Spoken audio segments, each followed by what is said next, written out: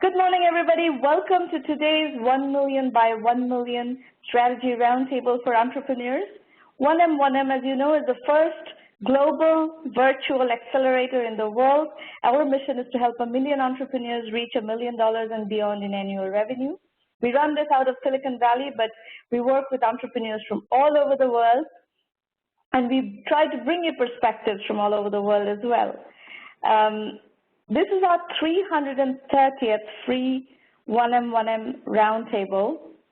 This has been going on since the fall of 2008, so a long, long time, and we've had an opportunity to work with over 50,000 entrepreneurs in these sessions over the years.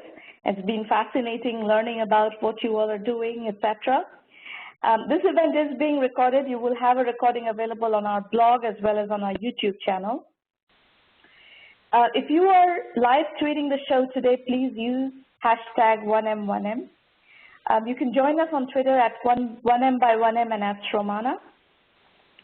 And the YouTube channel is 1M1M Roundtables. You'll find recordings of all our prior sessions from years and years and years worth of material there. And it is actually quite fascinating to listen to these, and so you can use that as a learning mechanism as well. Now, these are the call-in instructions. We're not quite ready for call-in yet, but we will have time for call-in. So definitely line up your questions and, prepare to discuss whatever it is that you want to discuss. We will open up the lines a little bit later on in the program. We're going to start today with a conversation with Hernan Kazah. Hernan is the co-founder and managing partner of Kaszek Ventures based in Buenos Aires, Argentina. And I first met Hernan almost 10 years ago. I think it was about 2007, when I went down to Buenos Aires to consult for MercadoLibre, which is the company Hernan and Marcos Galperin founded in 1999, was it, Hernan? So this was the beginning of my getting to know the Latin American internet startup scene. I wasn't really covering it or following it until that point, but since then, I've paid a lot more attention. The world has paid a lot more attention. So welcome, Hernan. It's great to have you here. Thank you so much. Great for having me, and fantastic to reconnect after such a long time. Yes, it's been a long time. So tell us a little bit about your activities since we last interacted. You were still at MercadoLibre, but I know you've switched to being a VC for a while, and you did send me a notification, so I have kept up with that. But tell us, what have you been up to since then? Of course, yeah. So as you were saying, we met. I think it was 06, 07. Yeah, 07. It was probably prior to MercadoLibre's IPO. We went public. No, it was right after. You went public, I think, in the summer of 2007, and we connected in November. Great. So we went public in August 07, and since then the company kept on evolving well. At the time, it was mainly a marketplace with a payments platform on top of it.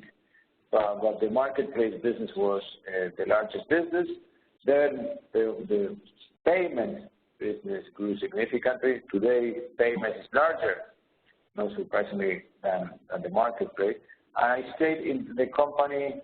First, I was COO for 9 years, and then after the company went public, I became CFO until the year 2011. And in 2011, together with Nicolas Secasi, who was also one of our partners at MercadoLibre and who had been actually the first CFO of the company, and he was the one that took public the company in 07, we both got together to start Kaszek Ventures with the idea of creating a venture capital firm focused in Latin America.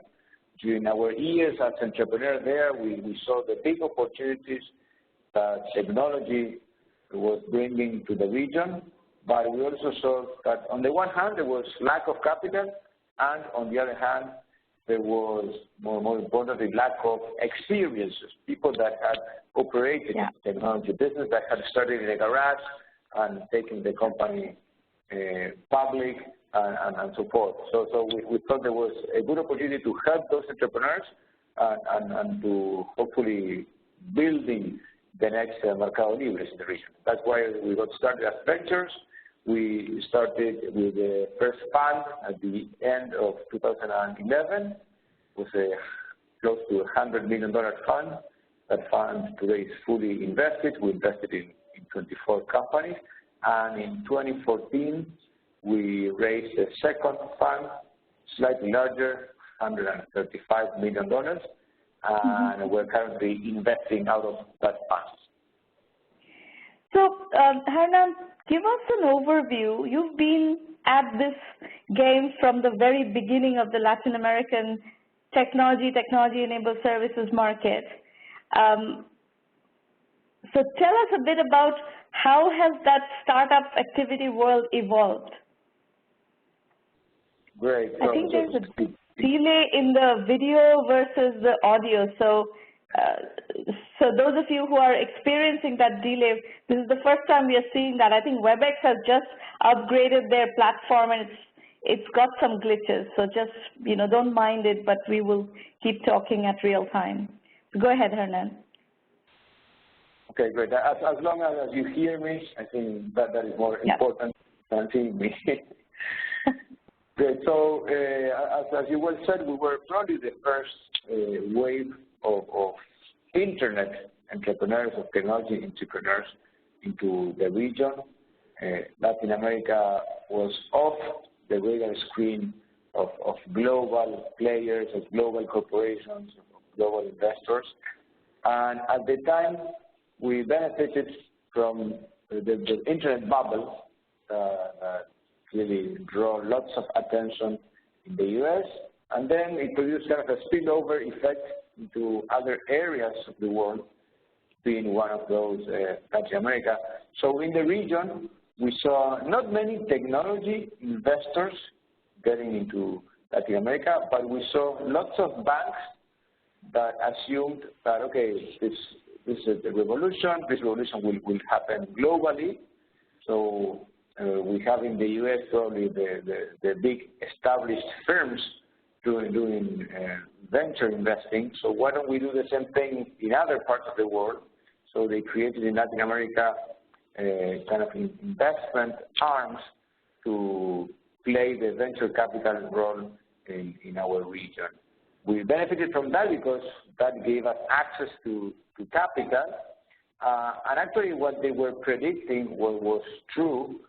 The only, I think, misjudgment was that it took longer than everyone expected for Latin America technology, Latin America internet to take off. So in 1999, we started MercadoLibre, and we got funds from those investors that allowed us to then start building slowly but steadily the business. In those times, internet penetration in Latin America was 2–3%.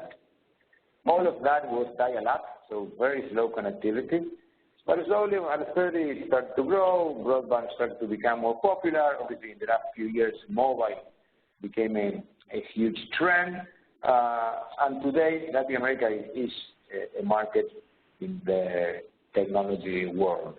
It has evolved well. So today you have investors that are venture capitalists. You have some networks of angel investors. You have some seed funds. You have some accelerators. So there's an ecosystem compared to when we started MercadoLibre, there was nothing. But it's a nascent ecosystem. So still a long way to go. Some people that have more of a global view try to compare the current status of the Latin American ecosystem to that of China in probably 2006–2007, just to give an idea to those that are familiarized with the Chinese market too. But clearly an ecosystem that is evolving well, and today is producing, I think, very good opportunities, and we feel that it's close to an inflection point, given that smartphone penetration is about 50% now, but more importantly, true 4G, true fast connectivity is becoming more popular. It's at around 20% today. Data plans are kind of limited, but offerings for more affordable data plans for basically continuous broadband connection are improving big time. So we feel that within the next 2 to 5 years, we're going to see almost everyone in the region, it's a region of 600 million people, we should be connected to the internet. That will offer great technology opportunities. Now, when you look at the last, decade or so, what are, besides MercadoLibre, what are other notable success stories from the Latin American market as far as startups are concerned? Good. So there are a few companies that reached to the level of becoming public companies.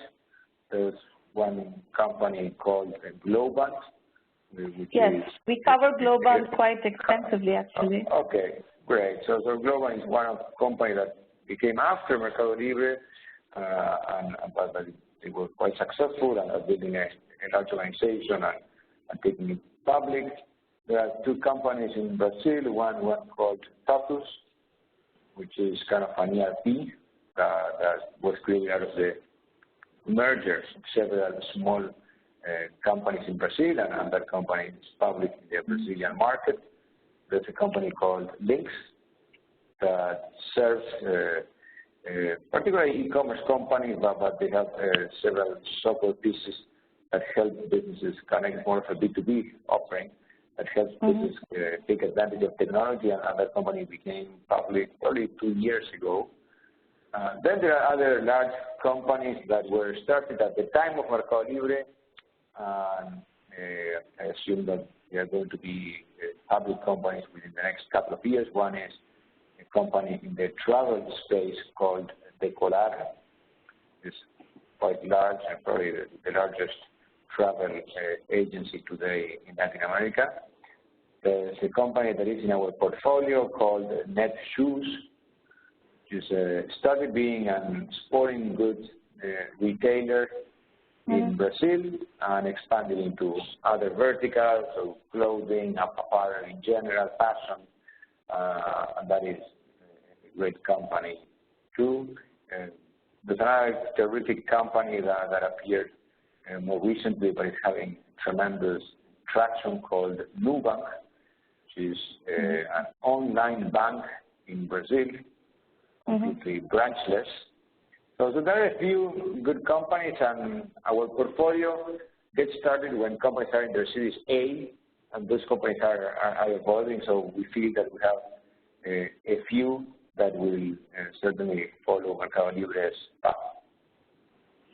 And what, if you were to summarize the trends that you see, how do you synthesize the trends of the industry? Right. Interesting. I said the companies that end up succeeding or gaining good traction around the region are companies that are working on local friction points, on things where being local gives you an edge versus being global. So in a way that was the case of MercadoLibre, right? So the model was out there, and today I think that MercadoLibre software is great. Probably the platform is one of the best globally for marketplace, but clearly that wasn't the case when we started the company, and there were other global platforms with much better functionalities and faster speed and lots of things. But that was not the only thing that you needed to develop to create a marketplace. You needed to get access to local supply.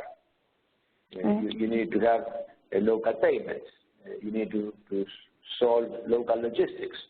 You had to solve fraud, which the type of fraud that we were facing in Latin America was different with the type of fraud that maybe eBay was facing in the US or in Europe.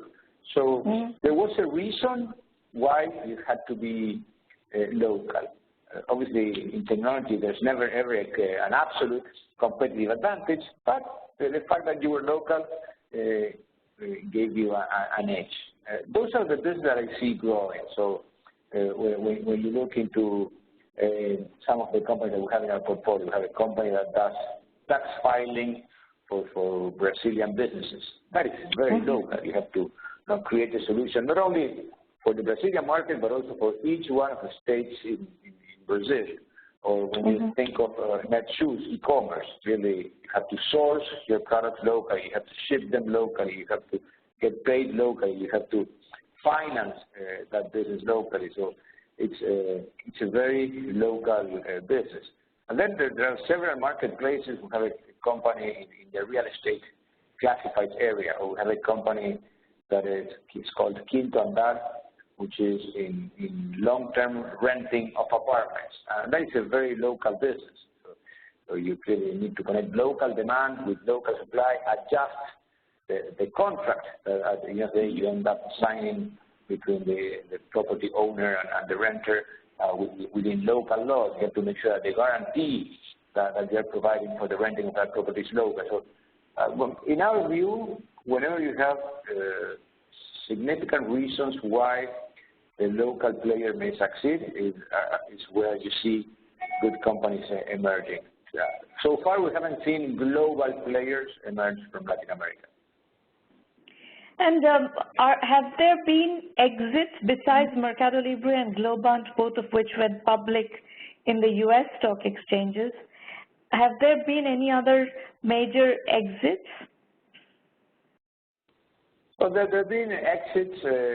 Naspers bought a few companies in the region, and they started to create a significant presence, mainly focused on Brazil, but also with some regional presence.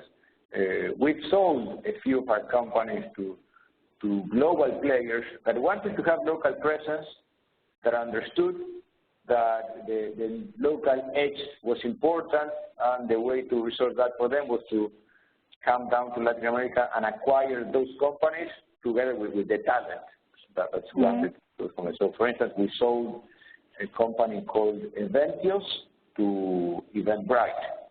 We sold a company called Pedidos in the food delivery industry to Delivery Hero. We've recently sold a company called Love Mondays to Glassdoor, similar business model. And I think in those cases, what you see is the global players want to have a global presence, but understand that in some countries you need local teams to tackle those friction points that appear at the country level, and they resolve that by acquiring these companies. So there have been a few acquisitions, not so big except for those that I mentioned coming from Naspers, and there were a few IPOs, as I mentioned at the beginning. But I think that more will come. If you look at the size of the opportunity and the number of companies that have gone public or that have had significant exits, still small, and that's where we see a great opportunity coming in the next 5 years. So, folks, those of you who are listening, just to clarify on the Naspers point, Naspers is a South African group that has been very active in the emerging markets and acquiring companies and have created a portfolio of assets across different sectors. So they've been very active in India, very active in Brazil, and they've acquired companies in the online travel sector and so forth, so on and so on. So Naspers has provided exits to a bunch of startups in the emerging markets and has been a significant player. So you're hearing Hernan mention Naspers. You'll hear that in other markets as well, that this is a group that has taken the strategy. So worth noting. Hernan, back to my line of questioning. The other question I have on scale of these companies. So how many of these companies have reached over 10 million in revenues? How many have reached 50 million plus in revenue? And are there any that are over 100 million in revenue in the companies that have been formed in the last decade? Well, certainly you have a little bit of everything. As you can imagine, there's a pyramid, so those that get over 100 million of revenues are a few, and you have lots that are at the bottom. Are there any? Are there companies that have crossed 100 million in revenue? Yeah, no, certainly there are. We have a few in our portfolio. For instance, I was mentioning Netshoes, and the company is over $1 billion in revenues. The companies I was mentioning that went public, obviously they went over that line. And so yeah, there are a few companies that have gone over $100 million of revenues. Many that have gone over 20 or 30. And then we have our portfolio, we have a lot that are above 10 and probably below 30. And those are the ones that we see growing significantly in the next few years. Or companies like Nubank, like Yabol, so companies that have a significant growth trajectory going forward. And what do you see ahead? So you described in a fair bit of detail what has happened in the last decade in terms of, local focused companies making it big in Latin America. Is that the trend that you see in the next 5 years, next 10 years as well? Is that where the big companies, the major successes of Latin America are going to come from? Yeah, so there are two aspects. One is, I think, the big overarching scheme is that one, but then you can go one level deeper into that analysis and to look into the different sectors. The first wave of growth came mainly out of consumer companies and more focused on e-commerce.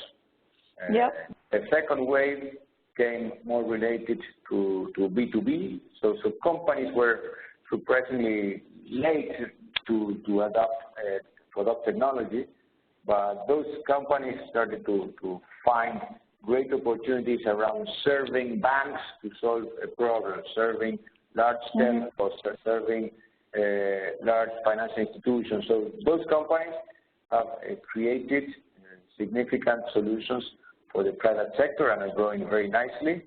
And then within more of a consumer aspect, you start to see more marketplaces emerging.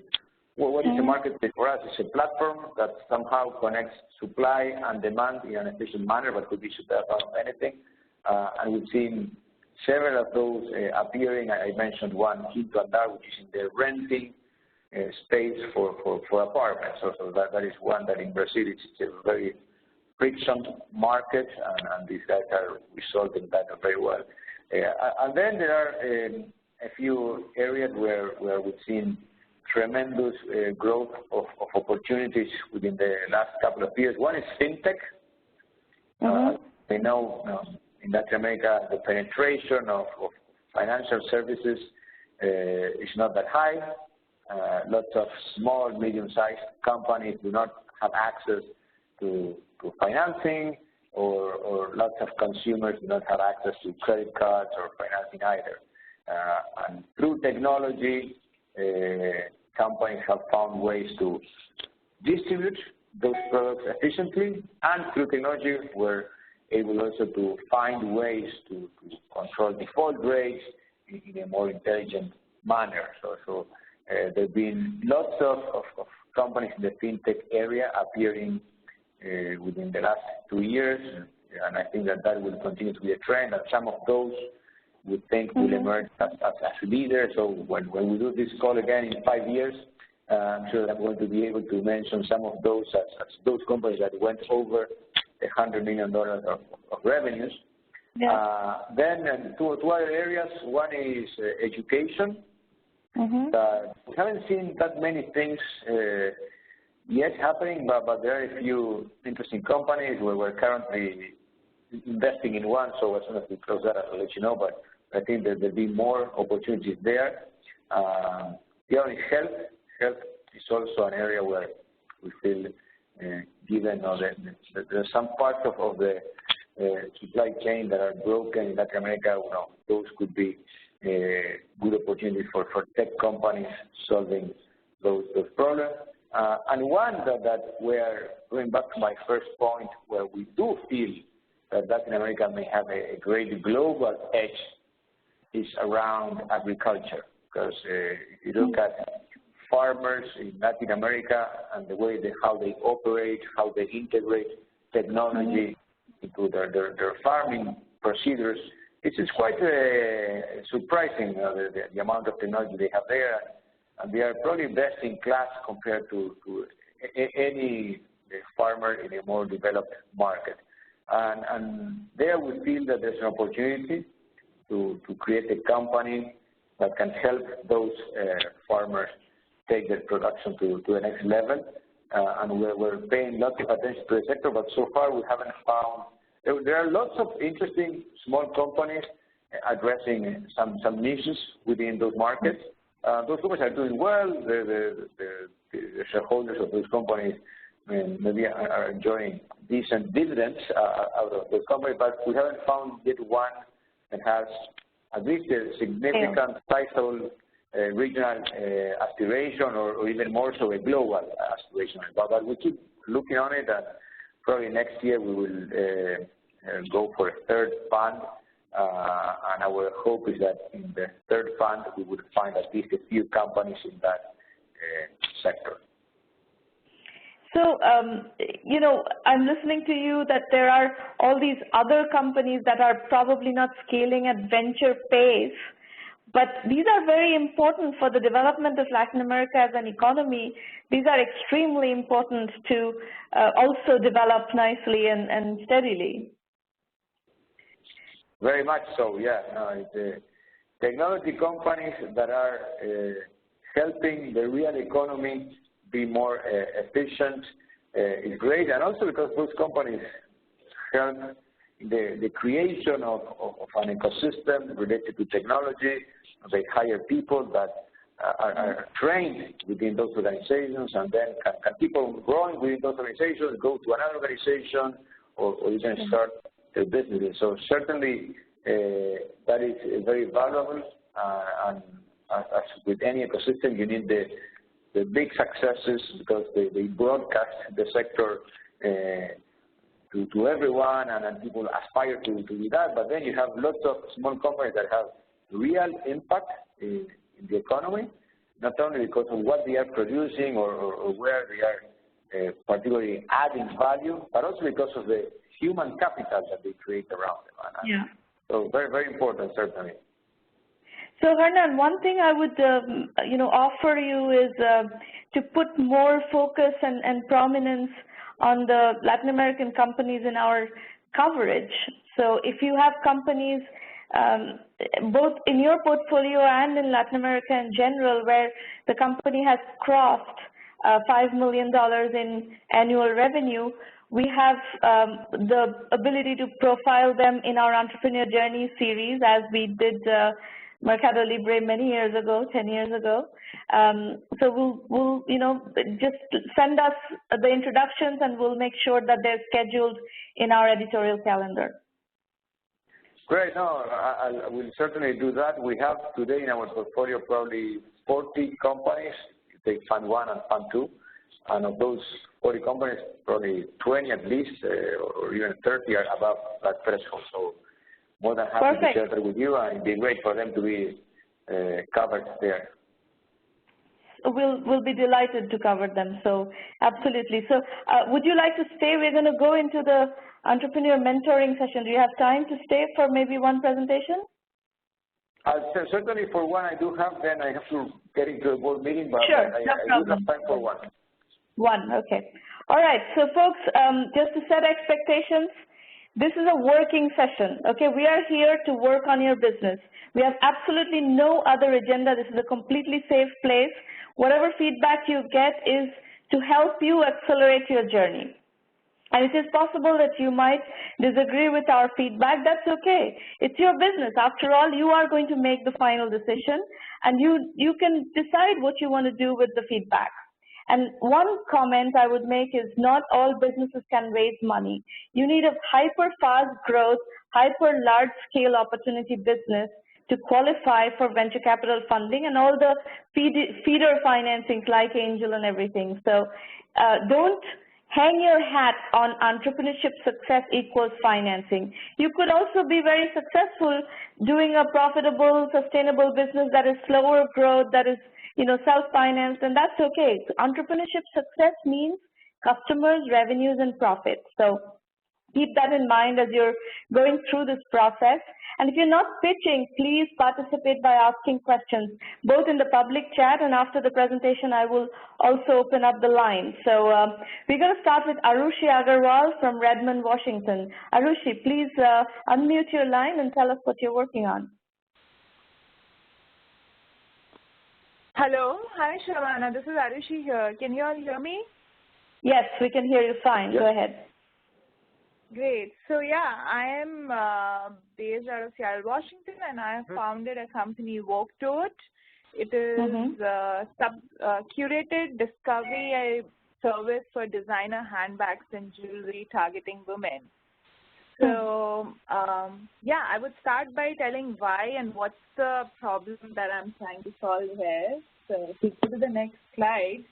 So, as we all know and have experience in our life, shopping is very time-consuming, overwhelming, and expensive at the same time. And simply by looking at a rack full of handbags and jewelry in a mall, where everybody is trying to market their product, it's difficult to find that perfect piece. And even if you end up buying it, the likelihood of you wearing it again is very low. And one would love to have some styling assistance, but it comes at a huge cost. So, and market facts do state that women spend over $600 billion a year on fashion, clothing, and accessories. And believe it or not, 50% of it just sits in the closet unused. And still 3 in the 5 women complain about having limited options in their wardrobe. So the current experience that they get is only leading to clutter and frustration. And yeah, so I was speaking to different potential customers and target market that I could think of. And like if it is a young girl who is a fashion student and wants to keep up with the style and at the same time focus on study, she has a tight budget and limited space, closet space, and she's looking for something, some solution that can help her achieve her goals of fashion, but not let her break the bank. Similarly, somebody who's in job is very busy, has limited time, but wants to be on top of style.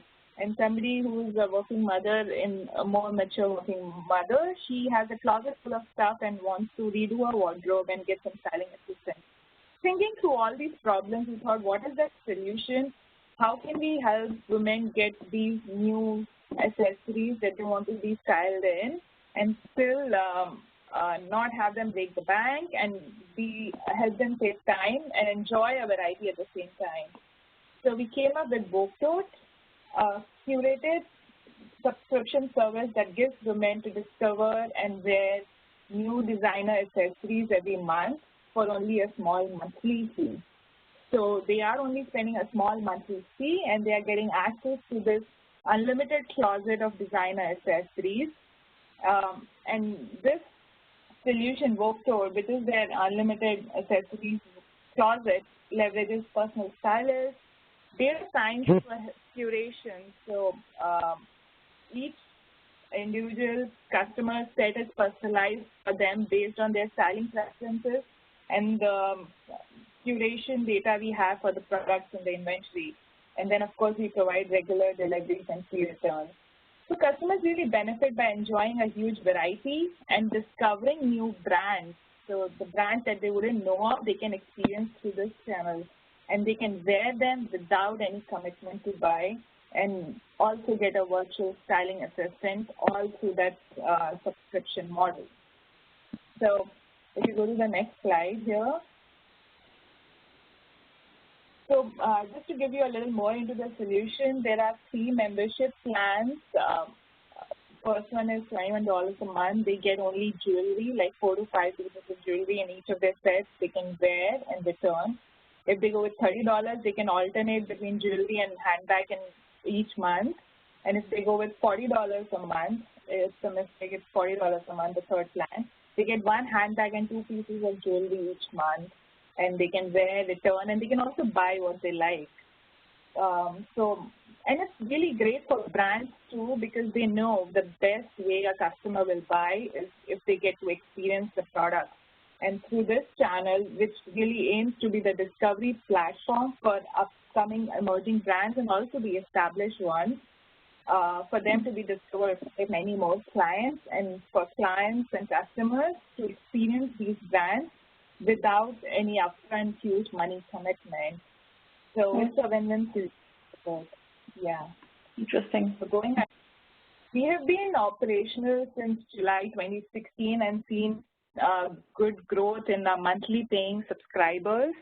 We have over 50 recurring customers today, and over 100 had joined already.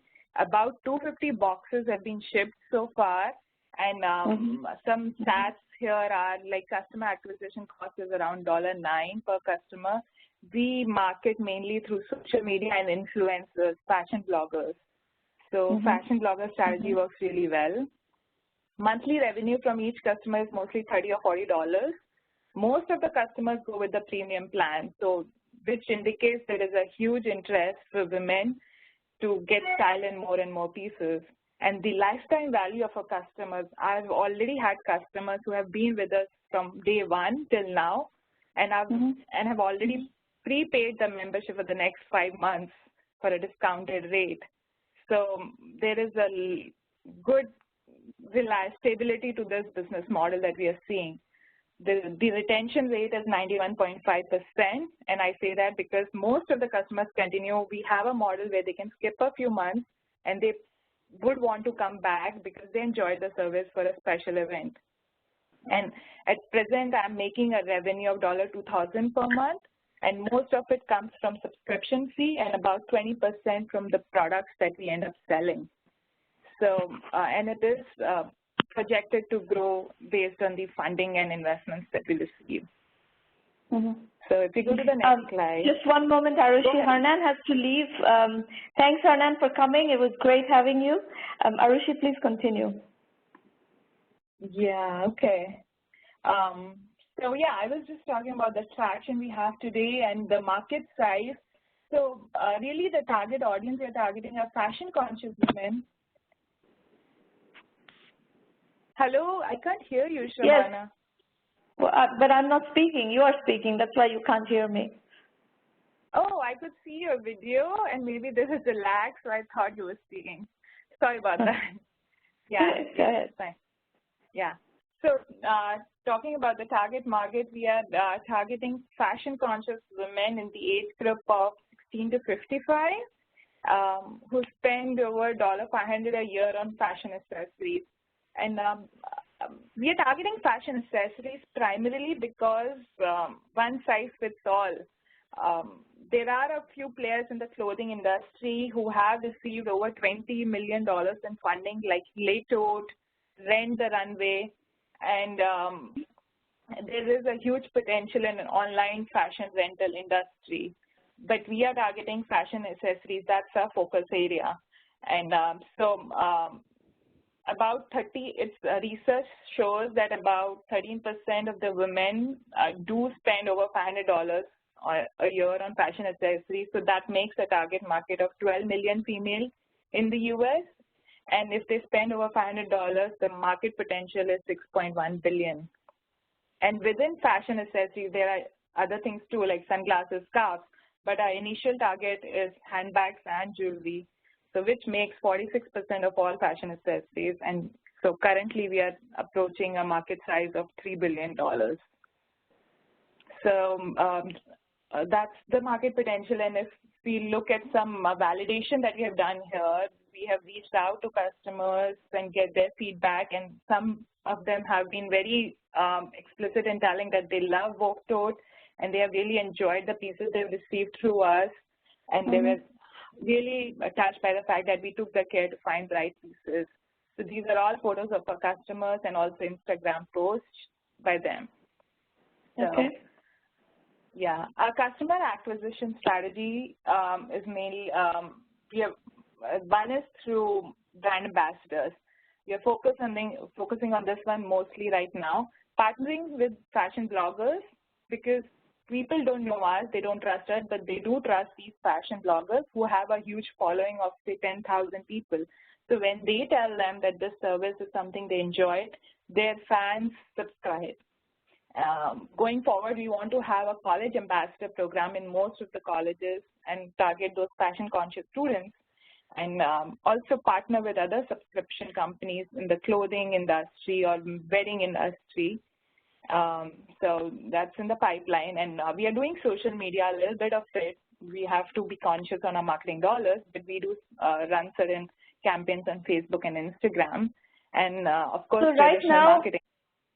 Are your Facebook and Instagram campaigns converting? You're saying $5.5 cost per customer acquisition. That's based on statistically significant data. You are able to acquire customers and convert customers based on Facebook and Pinterest advertising? Not so much on Facebook, but on Instagram, yes. So I've seen that Instagram works better for us, and we are able to really narrow down and follow and target the customers who are interested in fashion. And out of 100 customers that we connect with, 1 or 2 end up signing up. So there is conversion through Instagram. Okay, well, monitor that carefully, because the more you can take control of a technology-driven customer acquisition channel, the more mathematical this whole process becomes. So study the Instagram acquisition process, the cost structure and everything very accurately, so that you can scale that, because if you can generate revenues out of Instagram campaigns, that's great, because that's what will help you scale this. Okay, that's good feedback, because that's something I can work on the numbers, just expand on the scale. Work on the numbers. Okay, yeah. Okay. That's going to be the most deterministic path for acquiring customers, because all the rest is, slightly fuzzy, because it's depending on, yes, fashion bloggers will do a PR piece or not, but one fashion blogger will do one piece. And then, so it's good to do PR, it's important to do PR, but you also need something that is a constant, continuous process that generates awareness and brings you customers. Okay, yeah. So yeah, I'll take a note on that. Yeah, mostly, I would say 90% of our customers today come from influencers, and 10% do come from social media. And like Instagram has helped us get a few customers, and it's through now on Facebook. I think I need to monetize that better. How much? And on Instagram, we don't really spend marketing dollars. It's more of time and energy that goes, but then yes, that can be accounted as marketing dollars too. So yeah, we'll get that in place. So that's, go ahead. I like what you're doing, and what I like the most is that you are, getting fairly close to figuring out something that would be a repeatable customer acquisition strategy, and that's something that you need to figure out on your own dime and get this thing to a higher monthly revenue run rate. I think you said earlier that you have about $2,000 monthly revenue run rate right now. You need to move that up, because one of the issues that we have right now in e-commerce companies from a fundraising point of view is that it's been an overfunded sector, and a bunch of fashion e-commerce companies have gone out of business after raising lots of money. For a good case in point is Nasty Gal. Nasty Gal was an excellent company. They did, close to $100 million or even over $100 million before they raised any funding. And then they tried to grow too fast and it didn't work. So there is a bit of a, scrutiny and backlash against all this. So my advice to you would be to try to advance on 2 points. Firstly, figure out what is a deterministic customer acquisition strategy and your customer acquisition cost. So if Instagram is it, figure out what is the cost of acquisition on Instagram and try to scale it organically to a higher run rate so that you have proof points of what's working, what's not working, and then you would be able to perhaps raise money. But in that case, you also have control over your business, and you can, whether or not you can raise money, you will be able to grow organically. Okay. So I've been bootstrapping till date, and as we grow, this is a model where we are renting out stuff initially, and so it's a little different from direct e-commerce because it's like customers come back if we can keep sending them nice and pieces based on their style preference. So there's more stability to it, but again, you need investment to have the inventory up and running all the time. So yes, it's a usual, Arushi, it's a usual chicken and egg problem of early stage startups. The investors want to see some evidence that this business can grow fast. I think you're making a point that this investment can become big. That point perhaps is okay, but can this scale fast? The problem where a lot of these companies are getting caught in, and the investors are watching that and making note of that, is that these companies don't scale fast enough. So the point that you're going to have to counter in your investor discussions is, can this scale fast enough? Okay. And what's your suggestion on countering that point? Of course, one is getting the stats that, yes, we have so many subscribers and paying, but beyond that, how would you advise me to counter that point? Well, one point I already shared with you, one feedback, which is you need to figure out something that is a deterministic customer acquisition strategy. So Instagram, figure out the mathematics of that, because then you can go to an investor and say, okay, this is how my customer acquisition process works. So if you give me $500,000, this is how I'm going to spend it, and this is how many customers I'm going to be able to generate, and this is how my revenue line is going to move. So, and as long as that equation is interesting and exciting and compelling for the investor will pay attention. And in your case, because your business is a rental business, and now you are providing the goods that are being rented. It's not a marketplace, not a rental marketplace, right? You are offering them stuff to rent, yes? Yeah, that's right. And then I have wholesale partnerships with brands. So, and certain brands. So you need some money to buy inventory as well that you then rent out. So you need the mathematics of this business needs to be interesting for investors, and I can help you, figure out how to present that and how to steer that to a point where you can become fundable, but you still have work to do before you can become fundable. Okay. Because, we are in 2016, and this is true about SaaS businesses, subscription businesses, e-commerce businesses, and all variations thereof. Right now, investors are looking for much more data before they go into a company. They're looking for more information, more metrics based on which they can gauge whether this is going to scale fast enough and scale to a large enough point, basically. So that's where we are in 2016. This is where we are. Yeah, I agree, and I would really love your help on getting those some metrics and numbers. And what really distinguishes VogueTote is, there are players in clothing like LayTote, which have a similar business model and succeeded, and in the jewelry too. But when we talk of handbags, we are the only player, because handbags has come in all sizes, and packaging and logistics have to be fixed. And we have done that by having custom packaging and partnering with the right brands which are available in the market today, which really attract the huge customer base like Kate Spade, Michael Kors, Rebecca Minkoff, and do fit in the budget of the subscription model too. So, and the plan is to go with all accessories. So this business model has success to it, but of course I need advice and support in getting those numbers in place to make it more attractive to investors is what I feel like, yeah.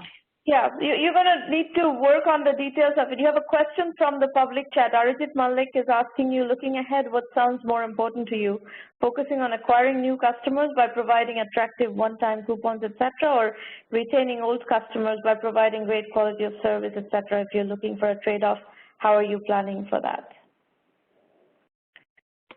Yeah, so far we have focused on retaining old customers, and because they are the ones who help us win new customers as well through the referral model.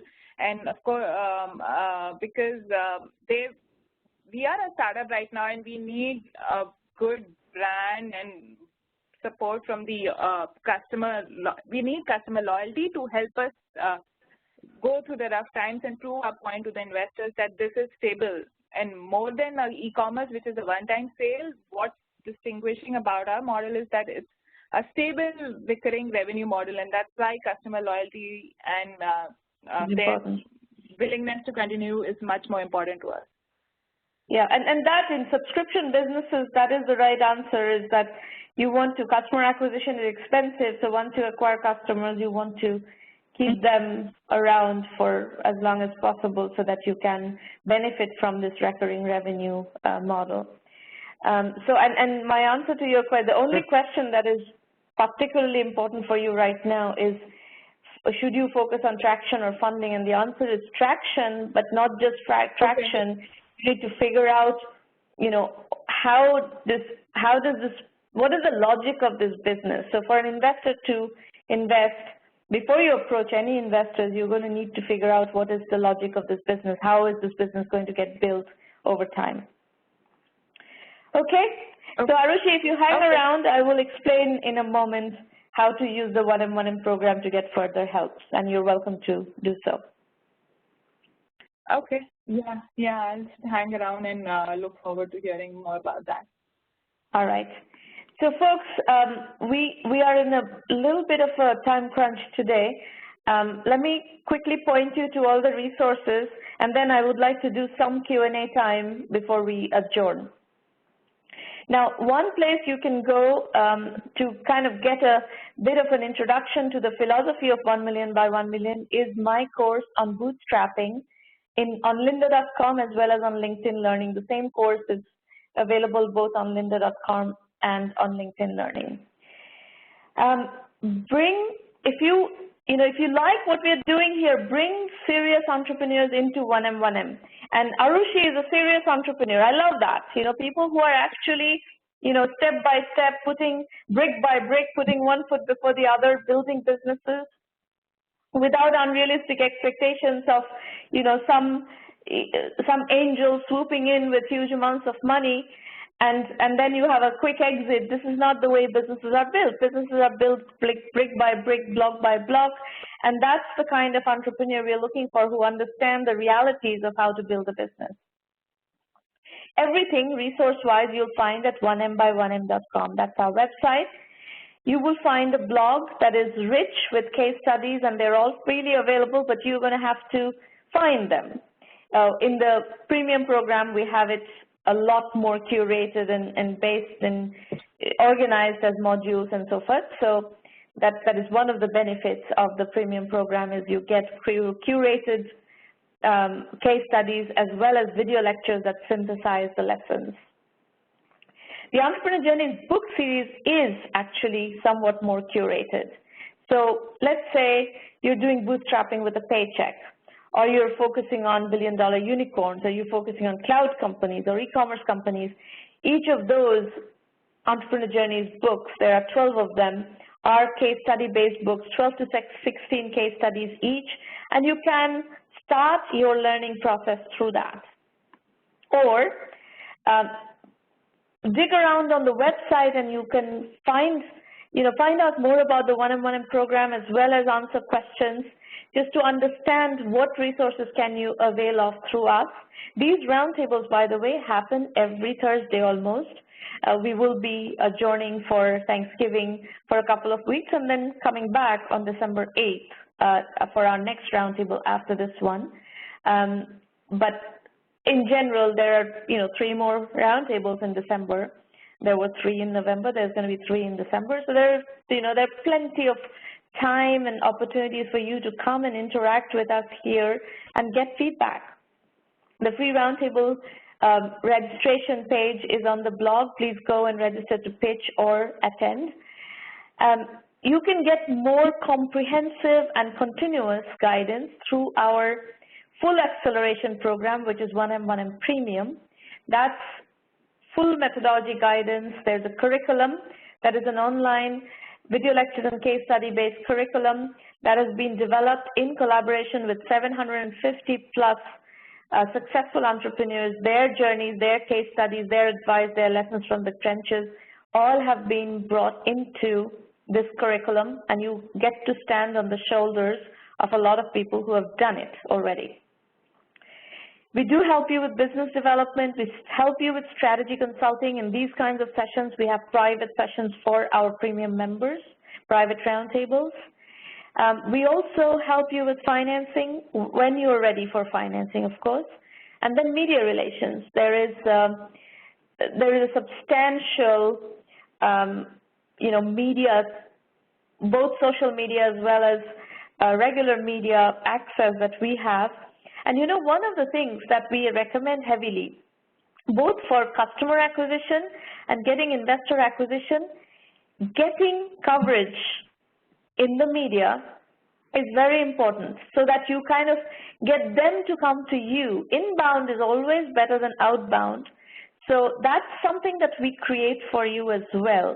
So once you're ready, let's say you're looking for financing and you have the ducks lined up, there is work to do to get there, but once you get there, we also have the ability to showcase you, on our incubation radar series or deal radar series if you've crossed 1 million in revenue, and put you out there so that people can find out about you, both investors and customers can find out about you, and we can amplify that through our social media channels, which is over 300,000 people, including tons of investors and tons of entrepreneurship ecosystem players and influencers as well, other influencers as well. Go to the website, you'll find a $1 Million Club, which has case studies of successful entrepreneurship stories from the program. You'll find the ROI equation analyzed and quantifying the 1M1M value equation also on the website. If you are looking to do kind of a strategic review on your own, this 1M1M self-assessment is a set of questions that we would like you to ask yourselves. These are the types of questions investors will ask you. But why wait for investors to ask you? You should ask these questions of yourselves so that you have, a good understanding of where your knowledge gaps are, where your strategy gaps are, and then you can accordingly fill those up. In doing so, if you run into methodology gaps, let's say you are trying to do something, you're trying to maybe do bottom-up TAM analysis or positioning or something, and you're getting stuck. You need methodology guidance. Well, the 1M1M basic curriculum is a curriculum-only option. 1M1M basic is a curriculum-only option, $99 a month. You can go there and start studying the curriculum, and that will also help you bridge this gap. Those are primarily my points.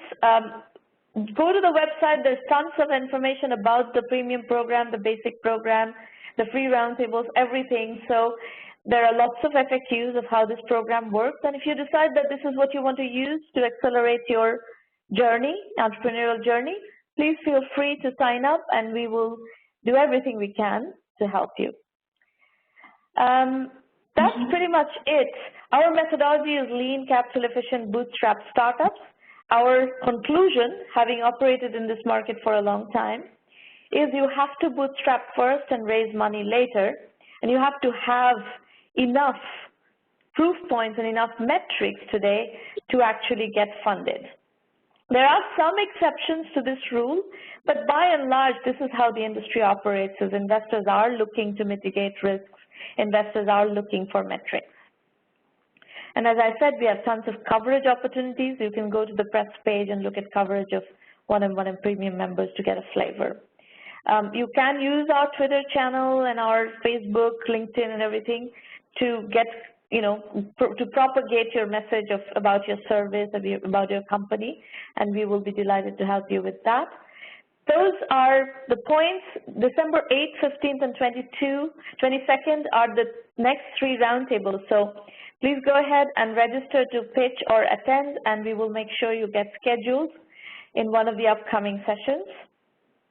That's pretty much it. By the way, there are some people in the room from Oracle's latest 1M1M challenge, and you are the winners of the scholarship, perhaps, and so congratulations. If you've won a scholarship through the Oracle 1M1M challenge, congratulations. We look forward to having you in the program, and you will soon be sent your credentials to sign in and get started. So we are now ready for Q&A. You can either use the public chat, make sure you set your chat to send to all participants, or just dial into the call and ask whatever questions you have, whatever issues you want to discuss. So open Q&A time, folks, for a few minutes. And while you're doing that, let me also introduce you to Irina Patterson. If you have questions about the 1M1M program, please feel free to call Irina or email her, irina@1mby1m.com, and she will help you sort through whatever questions you might have.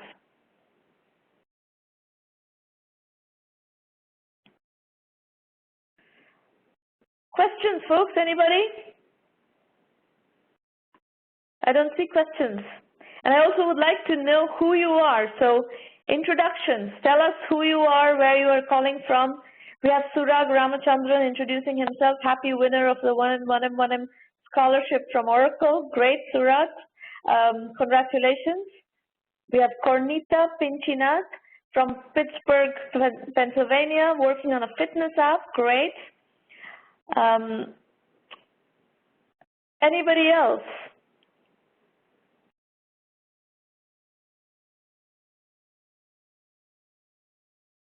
No questions. Quiet group. Quiet, shy group.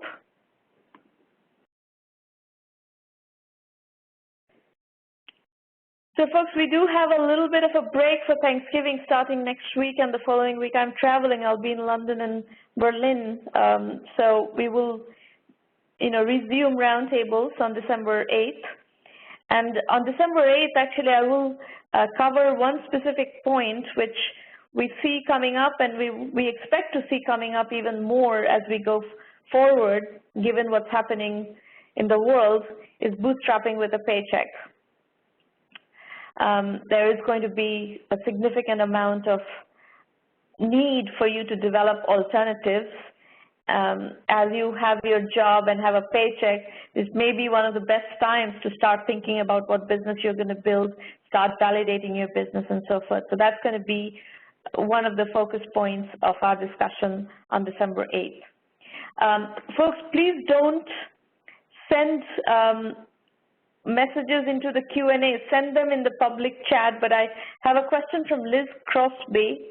Liz is asking, I was wondering if you could expand on your views on social media marketing, please. So, Liz, the first point I'm going to make is you need to look into Facebook's micro-targeting capabilities. Today, using Facebook, you can really go very narrow and very focused into specific segments. So, that is a cost-effective way. That kind of targeted marketing is not inexpensive, but it is, again, still one of the most efficient ways of reaching your audience. Now, to do that, however, you will need to position your business first. So before you can target an advertising campaign, you're going to really need to figure out what is the intellectual exercise driving that targeting and that positioning. So that precedes any kind of advertising campaign. So positioning first, and then based on that positioning, if you can leverage Facebook's targeting capabilities, I would recommend that you look into it, because that is a good way to do social media marketing. And then, of course, you know, we use extensively, B2B as well, we use extensively, you know, the combination of Twitter, Facebook pages, and LinkedIn. And we use content marketing very, very heavily. So the combination of content marketing and social media marketing is another very effective way to do marketing, and in B2B, content marketing works really well. So if you follow me on LinkedIn, you'll see that we are very active on LinkedIn in terms of content marketing. And that content and our blog content, everything flows through Facebook, flows through Twitter, and we use Hootsuite to kind of automate some portion of that marketing exercise. But those are critical skills to learn for you at this point.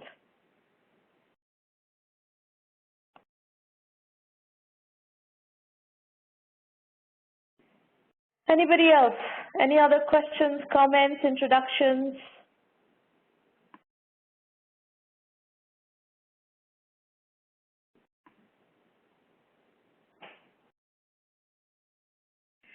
No? Nobody has any other questions? All right, folks, then we will see you on December 8th at the next roundtable. Happy Thanksgiving. Have a wonderful time. Hope you have a chance to spend time with your families and friends and eat lots of good food and recharge your batteries. Let's see, I don't see any other questions. So goodbye for now, and we will see you in a couple of weeks. Thank you very much. Bye-bye.